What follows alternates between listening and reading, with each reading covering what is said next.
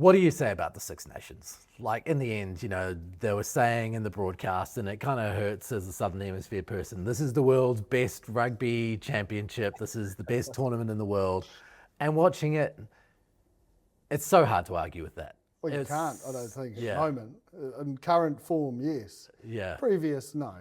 But this one was a beauty. Yeah. The engagement, like, I've just never heard the Six Nations spoken about. Like, I think it was just us three that used to watch it, to analyse it. Yeah. I feel like everyone's watching it now, everyone's on board. And I think that's a sure sign that it's been great footy. Yeah, and it has. I mean, not for a defence coach, but anyway. Not for the French defence coach. They're copping points all over the place, Brenner. But that game was superb. France got it in the end. But what did you make of the French performance, considering they let England in and out and in and out and in and out? Are you impressed by them completely? Well, look, I think, man, anytime they do have a little bit of an opportunity, like Berry scores obviously 4 tries, he's a big part, I think, of that kind of clicker tackle, being able to score through, some great kicking, I think, early on from France. But yeah, I think you kind of walk away thinking they got not lucky, but I think, they can't win away from home, which I think Jipper brought up pretty nicely. But I think, with the star power that they do have, the flair that they do have, and I think, we've got pretty high standards of Antoine Dupont, but I probably don't think that was his best Six Nations, and they still walk away being able to win the Six Nations. So, England, I think, in that game probably should have won. We talked around like Pollock in that 79th minute, being able to kick the ball, not get a hard ball get, and I guess close out their game. We're probably having a different conversation and having Ireland, with who I think would probably have been the form team in the last couple of weeks. But the French were able to find a way, and I think their attack and flair, when they needed it, they were able to get some really good tries. I think Berry scoring 4 tries, and I guess Thomas Ramos not given an opportunity to kick penalties, who went 6 from 6 from the boot. They were able to take away the Six Nations, I think, with a much improved England. But that's the question I asked to both you. Where was this England team throughout the durations of the Six Nations? Because that first half that they had, the 4 tries and the way they were playing, that's an England team that I really enjoyed watching. They were dominating the collision. Like, they had a better game line percentage, better lightning quick ball. Their defence was better, but still low 80s. There's something not right, and there's no kick coverage. Like, those first few tries, just too easy. And like Chisholm's intercept try, do you not run under the posts? That conversion was missed. It's like the international rugby is such fine margins. And I get it, he's excited, but the big fella needed to get closer to the sticks. Like, he really did. Yeah. It was, it's quite pivotal. That's France kicking for a draw, not a win. Totally. And then, is a draw enough? No. Okay, well, they're going to have to go to the corner. Oh, would have been a hell of a finish. To me, Brenner, to answer your question, it was similar to Wales. The English had to do something to save a lot of face. They had to show some heart. Yep. They had to show their fans that they're actually out there for them. And it reminded me of Wales in that way, the way the Wales went against Italy. They had no choice, because if they didn't, it was going to be the end of days. They came out with an intent and a mindset to run with the ball. Like, I think we've talked a lot around, they don't play a lot of rugby in the first probably 4 games where they weren't attacking outside their half, but they had a clear intent of being able to try hold onto the ball. And we saw that with 4 tries within the first 35 minutes, which, we haven't seen from this England team. And, I think the defensive frails of what the French were in that capacity was due to what England were able to do at the breakdown area. The lightning quick ball that, Spencer was able to do. He had some really good heads up play with that little kick to be able to put him behind. I think they used that short side a lot, Jipper. That might be something that, Steve Borthwick and that coaching group can look in, I guess, if he does get the job, to move forward. It was a great way for them to be able to attack. But I think also the defensive frails that they had throughout the Six Nations was a big part in Achilles heel why they lost as well. So the defensive coach will have to do some big thoughts around how they can be better in that space, because, 50 points, and they got a lot of points scored for them in that Six Nations. It's the first championship, I think, it's defied the statement, defence wins championships. Like, if you look at the amount of points conceded by France, it's amazing they've won. Yeah. And I think that's why it felt a little bit weird. Normally, teams are keeping them well under 20 at least. If that was a Southern Hemisphere game, Stephen Jones would be out there writing about how there's no defence and it's not quite the right true. thing, you know? Yeah, thank God he's hung up the rifle. Yeah. But look, one of the things that really impressed me, and Can I just be clear? That's retiring from journalism. Yeah, I didn't imply the guy's passed away. it was a rifle though. It was a rifle. When you look at the French, their kicking options on attack, the way that you can have Dupont, Ramos, Jalibert, like the way that there are so many options to find space in behind for chasers, it's quite superb. Yeah, but the one thing I would say though, Dupont is the key there, because like when he's not there, their kicking game's not as good, because what he does, because he can kick and snipe, like defence has to be different. They sort of they don't switch off, but they just know that it's not going to happen if he's not there. And that's when more time and space is created when he releases that ball to Jalibert and Ramos if it's out wider. So although I don't think it was his best, I thought this morning was his best game, Bryn. I felt like it was the game where you go, okay, he had a lot of say in a lot of those points. Even little touches at the back, like where he mopped up and then he had to struggle to keep going forward on the ground to stop a turnover from happening in their own 22, and he somehow found a body position. And just class. Yeah, he is, and it was the Dupont that we know. He hasn't had the best series, but when it mattered, he rose. Brenner, what did you make of that kicking game? Because it offers a lot, doesn't it, if you've got that many options, especially on attack, and there are places in the backfield that need to be covered, but you don't know which one. Well, that's the beauty of a great attacking team as well. I think you talk around being able to get over the advantage line, the animation, being able to, I guess, use the ball in hand. But I think when you have multiple options like the players that you touched on, Ross, it's really hard to be able to defend, because I think, the backfield coverage is such a big thing when it comes to the pendulum and being in the right space. But it just seems that, it doesn't matter where you are on the field, whether it's an outside edge or an inside back, they're able to see that space. And there must be some really good communication skills for the players to be able to hear that, execute it. So, yeah, I think, especially with how defences are right now, and I know England probably haven't been operating at a good clip percentage-wise, but when you can use little kicks to be able to get in behind teams, and with what we saw probably with the French in that game, especially for Biarrit's try, they were able to score points and without the ball. Obviously attacking kicks, which is a big part of the game at the moment. All of their kicks are mainly attacking kicks, aren't they? Like you can't really remember where they kick for territory. Like they're always little dinks in behind, or little. I think I had 26 kicks for 700 metres this morning. So, that's a lot of short kicking.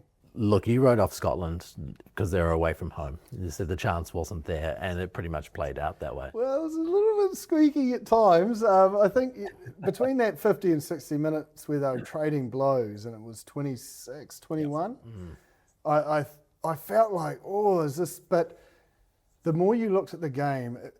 Ireland always felt on top physically. Like they won the breakdown. They had more breakdown turnovers. They seemed to, every time they carried, it felt like they were always, momentum was going forward, whereas there wasn't that same punch from Scotland. 11 dominant tackles from Ireland. Yeah, and it was a little bit one-off runnery, Scotland at time. And that's what I have said previously is, I feel like if they can't get on the front foot, man, their attack, it looks lost. It looks like it, because Finn Russell's an off-the-cuff player.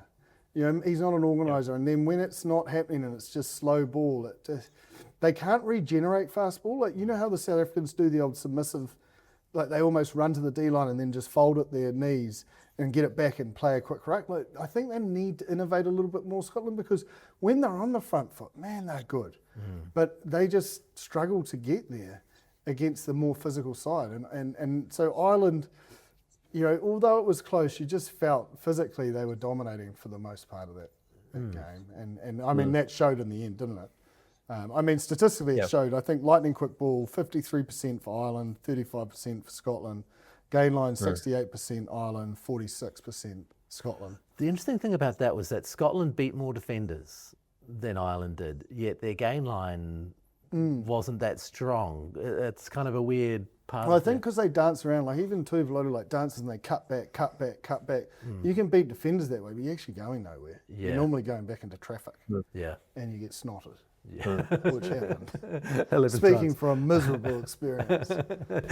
I think with Scotland, we've talked a lot around how good their attack is, but I think in big test matches, and I think you look at the South Africans, they were able to go to their set piece. They were able to go to scrum penalties, or being able to get line out mauls to be able to build pressure off that. Like if you look at Scotland's attack, and I think with Turner going off pretty early doors, a lot of their line out mauls are actually set at the front of the line out. So if you think around like the width of what a Tuipulotu and Ben White was able to do previously in previous matches when they win that ball at the middle or the back, then their opportunity to be able to get out the back and I guess get the kinghorn and being able to get to that wing and centre role, positioning is a lot easier. But on the weekend, because they wanted to win the ball, whether that was through they didn't trust their hooker, a lot of their ball was run at the front and they weren't able to attack off that. So I think maybe that is one thing that I think maybe Scotland, if they do want to be serious as well, I think their attack, when they're able to win breakdowns, you get the performance of what we saw with the French and even moments on the weekend as well, where they're able to play on and hold the ball for multi-phases. But I think set piece wise, if they can just get a bit more dominance and being able to score some points off that, then I think it will help them as well to maybe take them to another level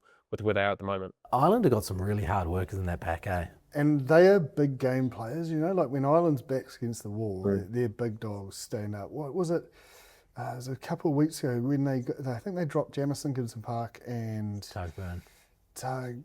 And then the following week when they started them, like they had massive games, so they're senior players. Like it seems the bigger the occasion, the bigger they rise. Well, Josh Van der Fleer, obviously a former World Player of the Year, 23 tackles, no misses, Brynner, just on point.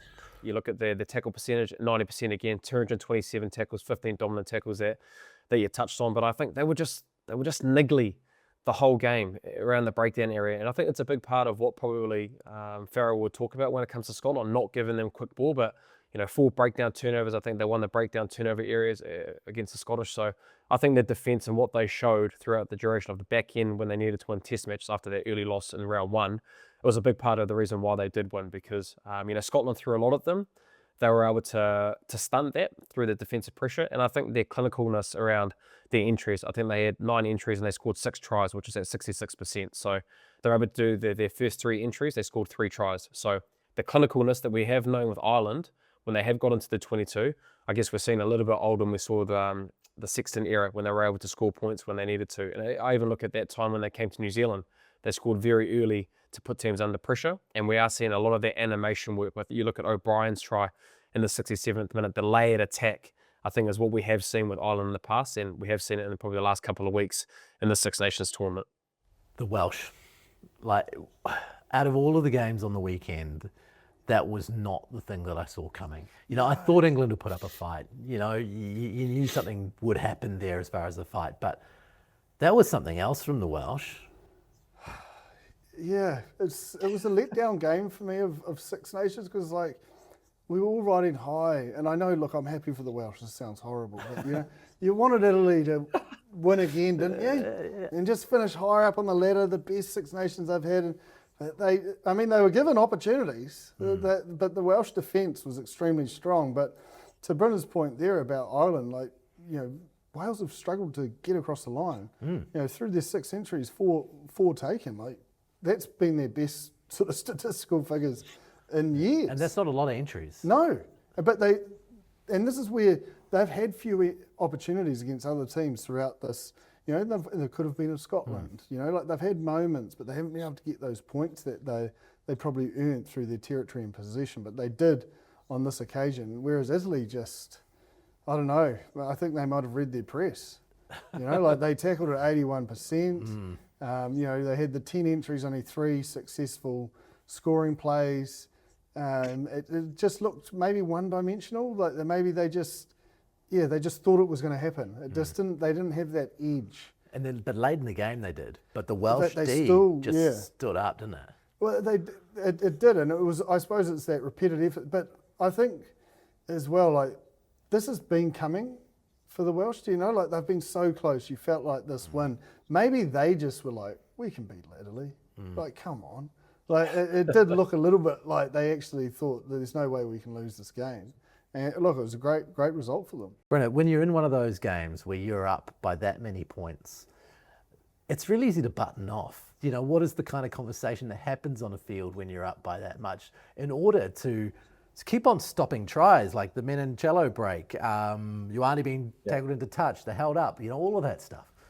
sometimes that is a good thing and a bad thing, because I think, when games are close, your engagement and your intensity obviously is at all-time high because of how close the game is. But I think at the same time, the efficiency of them being able to score points and have that 31 points, I think, probably gave them the confidence that they probably were going to win the game. And I know there was a lot of rugby to play off that, but when you're up by that many points, there's a lot of things that has to go the right way for the Italians to get back in that game, and that pressure probably isn't as heightened when you are in a tight contest. So, but then I think to your point around the back end of the game, the defensive efforts, the care that they did show, and they obviously let up some points, and Italy were always going to score some points, I guess, but I guess it was just the confidence of the start, and I guess being able to be efficient in that 22 area to score points was just a stretch too far. Even for Wales, who haven't won a lot of games in the probably last 2 years, that 31 points just seemed a bit too far for the Italians. A big donut. That's it. 2023 was the last one they won in the Six Nations. 2023. That is a long time between drinks, but that is why the Welsh crowd looked so damn happy. Oh, they were pleased. Yeah. It wouldn't have been good if they'd lost to Italy, I don't know.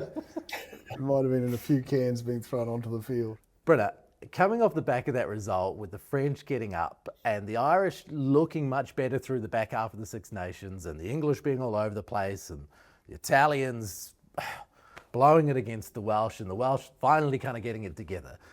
The big question is that come July, when the Nations Championship starts for the first time, and we have 6 teams from the north versus 6 teams from the south and a little bit from the north, and they play each other to see which hemisphere and which team is the top team in the world this year. Who is at the top of those standings for you right now, given what you've just seen? So, Britta, let's start with your top 6.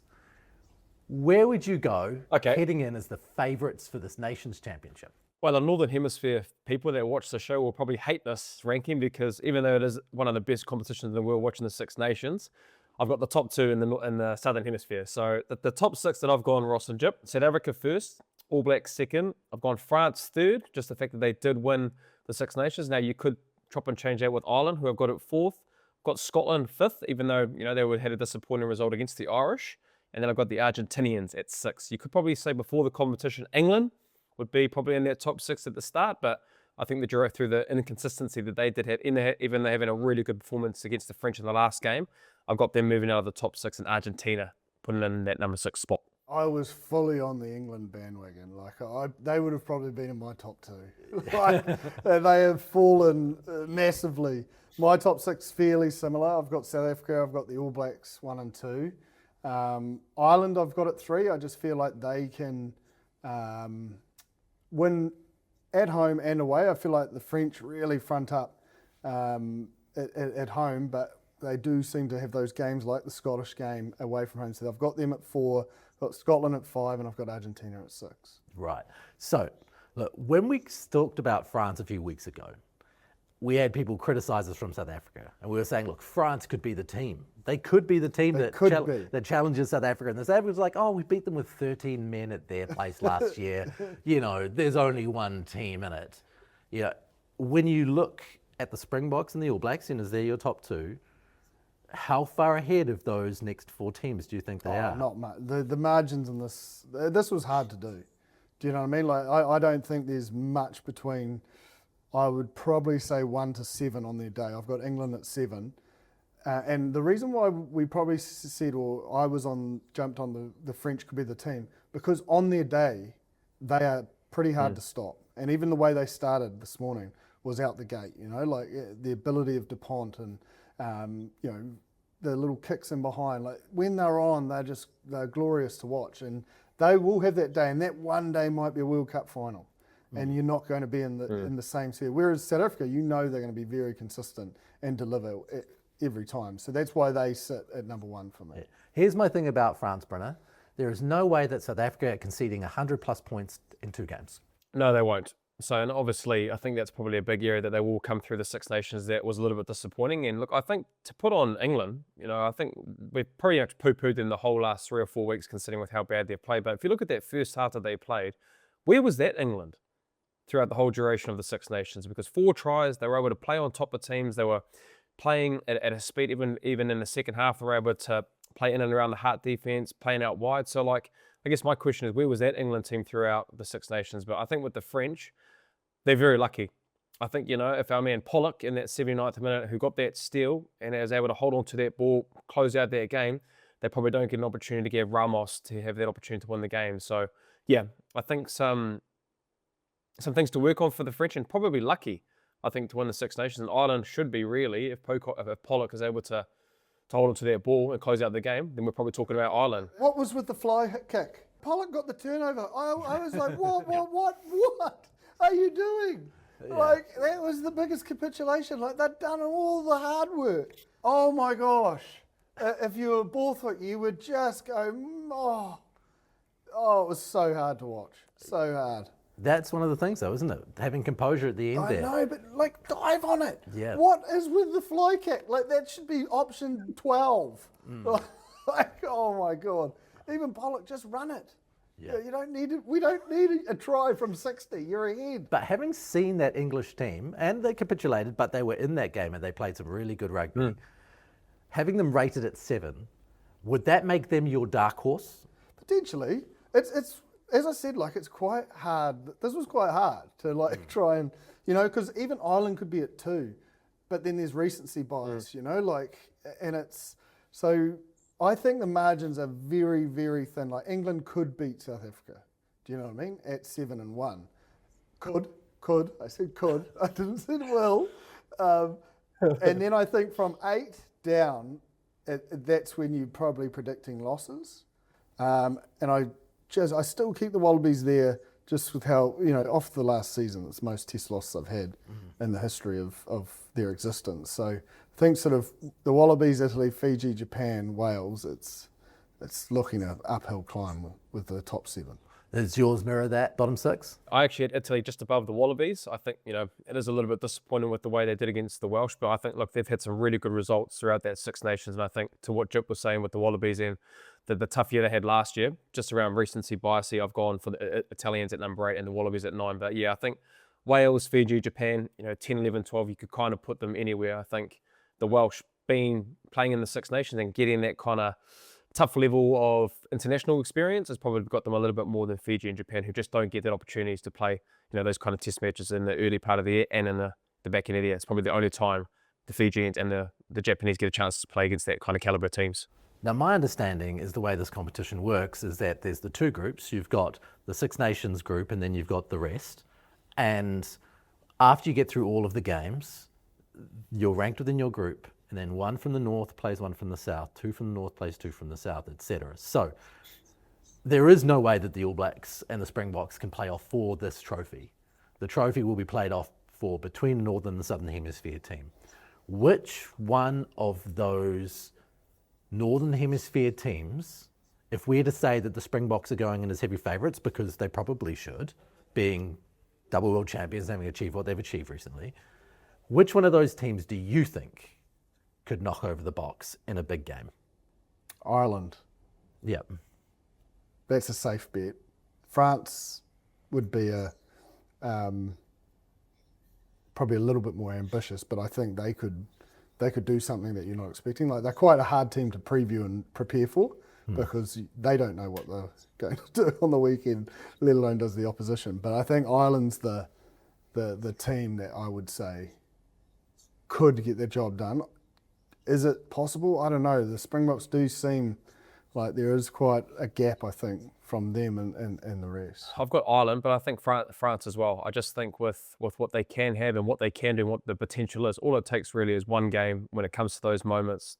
There's not much between them. You look at the World Cup and how close that encounter was when Dupont came back from a broken cheekbone or whatever it was in the World Cup. So I've got the French, I've got Ireland, probably I agree with Jip, but then as well, like Scotland and England on their day, now they've got to be able to try and be consistent throughout, this Nations Championship throughout the year. Now, will they be able to do that? I probably don't think they will. So I think, your Ireland and your French would probably be the 2 teams that I think would give the South Africans a pretty good run for their money, considering they won't play New Zealand, as we don't get a chance to play them in this format. Scotland are untouchable with quick ball.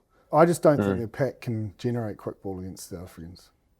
I just don't. They're not going to be able to play at the speed and tempo. They won't be allowed to. And then I think they're not, when they're not on the front foot like any team, I suppose is the most obvious thing, they look clunky, really clunky. That's why they struggle in the wet, I think, because it's not up tempo, and you know like when they lost to Italy, it was, they're quite a dry track bully a little bit.